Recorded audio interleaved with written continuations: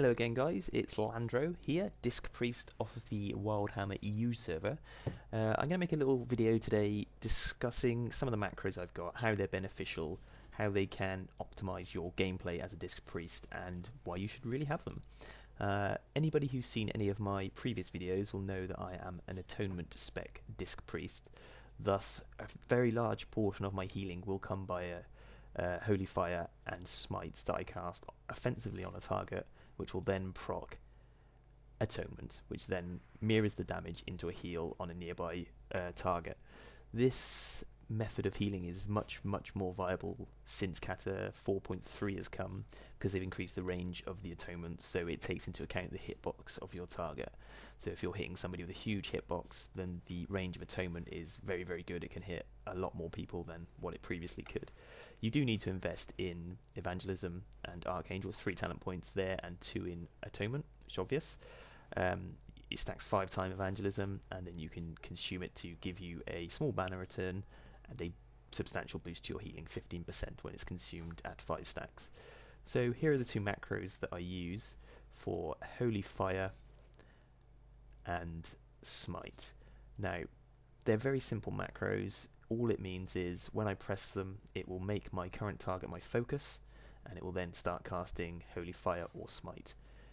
The significant thing about the macro is it puts them as my focus, so I can then target other enemies or other members of my party or raid to heal, and yet can still cast Holy Fire and Smite. It will hit my focus target. So that's the significance of that macro. As you can see, I've got them key bound to number 1 and number 2 on my keyboard. It's my go-to spell. It's your filler spell as a Disc Atonement Priest, and you will quite often need to move around, so having it in an optimal position makes sense. And also, slightly off topic, but talking about it in general, I've got my Archangel set to F1, so I can consume that just by pressing that as well. Next, I will talk about another very significant spell that will optimize your healing throughput, optimize your mana efficiency as well, and it's macroing in the ability Inner Focus with Greater Heal and Prayer of Healing. Now those macros look very complicated. They will be in the description so you can see how they work. The reason they need to be slightly different is because it's a macro, it needs to target your Healbot target, which makes it slightly more complicated, but as I said, they'll be in my description. Now what they do is consume my Inner Focus and then cast the Greater Heal or the Prayer of Healing. Now, it's vital you use Inner Focus as much as possible. It is a 45-second cooldown spell that makes your next Flash, Binding, Greater or Prayer of Healing mana reduced by 100%, i.e. it makes it a free cast. So, as you can see, that's brilliant for mana efficiency. It also increases the crit chance of that spell by 25%. Personally, I only use it with Greater Heal and Prayer of Healing. Feasibly, you could bind it into Binding Heal as well, make a macro similar to this, but just replace the Greater Heal wording with Binding Heal. You really wouldn't want to use it with Flash Heal. You don't use Flash Heal enough to make it viable. Additionally, it's vital you use Inner Focus on every cooldown because of this talent that you may or may not be in. Most Atonement Priests will be in. It's called Train of Thought, and it will give your Greater Heal a 100% chance to reduce your Inner Focus cooldown by 5 seconds. It also gives your Smite a small buff to Penance as well as an added bonus.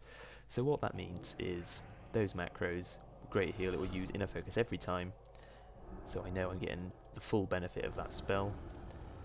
It's reducing the cooldown each time I click it, and eventually it will be off cooldown.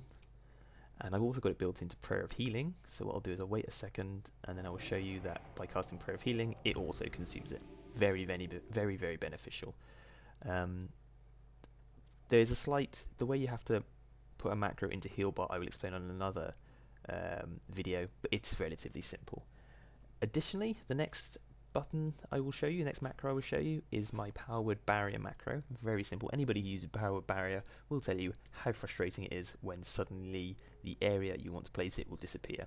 So it's a simple macro showing, enabling you to still move around and keep your Prayer of Healing, your Power Word Barrier. You can still place it as you're moving. So that's a very good macro to have. Very simple. That's included in the description as well. The next 2 macros are PvP specific, but you might get some benefit in PvE. the first one is my Fear Ward. Now this macro is handy if you're ever fighting a warlock or a shaman or a priest, anybody who can offensively dispel you and could potentially remove your Fear Ward, which would be disastrous. So sometimes you don't want to have your Fear Ward on you to start with until you see them casting their fear or moving in a position where they might be looking to fear you. You can press, I've got it macroed to a keybind and it's the letter Y for some reason, that's just how it turned out, and all it does is stops me casting my current spell, targets me, and then puts Fear Ward on me, thusly. Very, very handy. The next spell, equally powerful, is my Shadow Word Death, and now this will be used for primarily against mages who are sheeping you, but sometimes against rogues if you know pretty categorically they're about to cast a blind on you. What it does is it stops you casting and it casts Power Word Death. Now you wonder why you might want to do that. Well, it's quite simple really. It's down to the mechanic where Shadow Word Death will give you damage if you use it to damage an enemy that doesn't die. So if you see a mage casting sheep and they get about 3/4 of the way into the cast, you press F, it will stop you casting your current spell and it will Shadow Word Death, which then hits you. It got absorbed, as you can see, because I had an Aegis on me there, but that is now irrelevant. Any damage taken whilst bubbled or with an Aegis will count as damage now within a PvP environment, so it will still break sheep. And if you see a rogue coming in range, I think it's 10 or 15 yard range on blind, if it's part of the mage rogue ridiculous burst they try and do at the start, they might they'll open with a sap on you, you'll probably get into a sheep, maybe a deep freeze, and then you'll see the rogue start to move to your position to try and cast a blind. So you can then use it to maybe dodge a blind as well, but that's a little bit more situational. You might not get lucky enough to avoid that cast.